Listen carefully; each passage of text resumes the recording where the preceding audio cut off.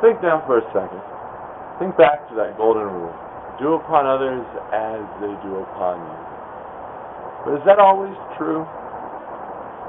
For if you truly did upon others when you did not like of what they did to you, to them, what would you find yourself becoming? If you started to carry on and did upon others what others had done to you, then are you not choosing to be just like that other? And what if that's a negative thing? What if that's a negative thing that you're choosing to continue to strike out and grow in the world? Now say you do upon others as you want done to you, as you would want done to you.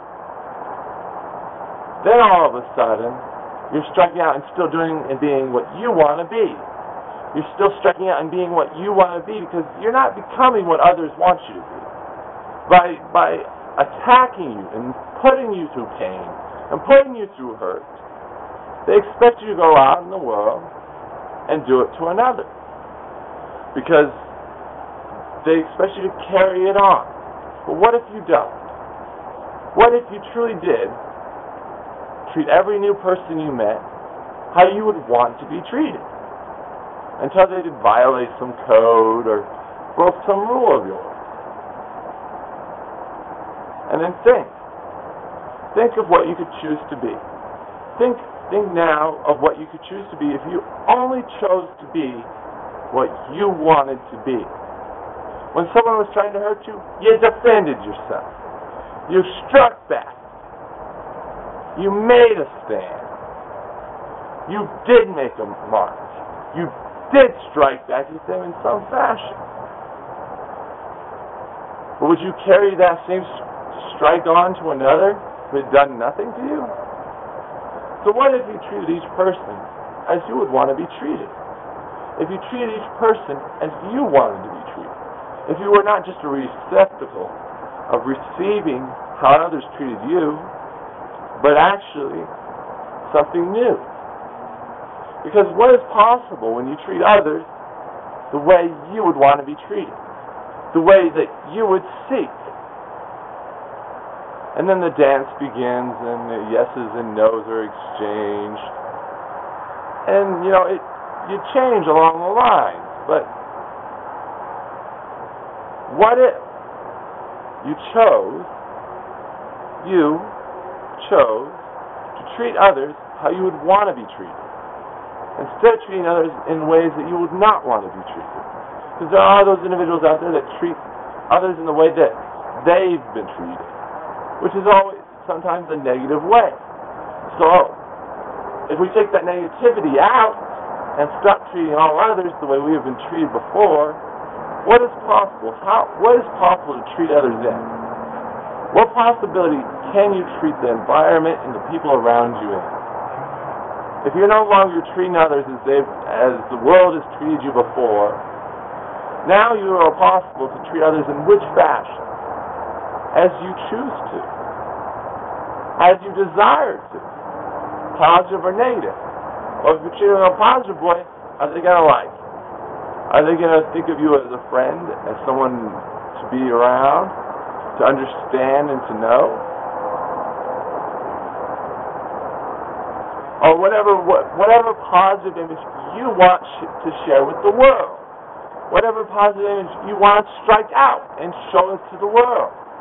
But if you strike out in all the images, in all the ways that people have struck at you before, including those of pain and suffering, what are you striking out and actually being? What are you actually existing at? Now, if you strike out as you want to be, in defense to those that would strike against you and cause you harm, and at the same time we're striking out to be as you choose, still not changing from your path, what heights can you achieve? What personal self can you now become? What personal self can you become by the strikes and the choices you can make now going into the future? Yes, you might have to strike out in defense again. But there's also also the possibility to be able to strike with a lot of others who work towards common goals and share some aspect with what you are doing. So what is it that you want to be? Do you want to be one who lives in the past and does as others have done to them, or as others have done? Or do you want to be something new, something original, something that no one else has seen before because you strike out, and you strike out as what you want to be, as you choose to be, as you want to be in this world, which creates what of you? But you become who? The who you choose to be. Not what was others have chosen to be to you. And do you want to be what others have chosen to be to you all in all its aspects? And all the strikes and all the defenses you've had to put up? And all the blows you've taken? Or do you want to be something better? Do you want to be something new? Something truly striking out in the good you have learned from others, and striking out in the good that you can still become, and being what you choose, being what you want to be. Because what they have done, those are the past. Yes, some of it might be good. You might want to share. But there are also new goods and new ways of making good ways inside of each and every one of you. Each and every thing. So if you strike in that, in the good in your heart, what is it that you become? What is it you shine at? What is it you live a life of? Strong defenses to that which would be of harm, and strong strikes towards what you dream and what you seek, of what you choose. And that is you.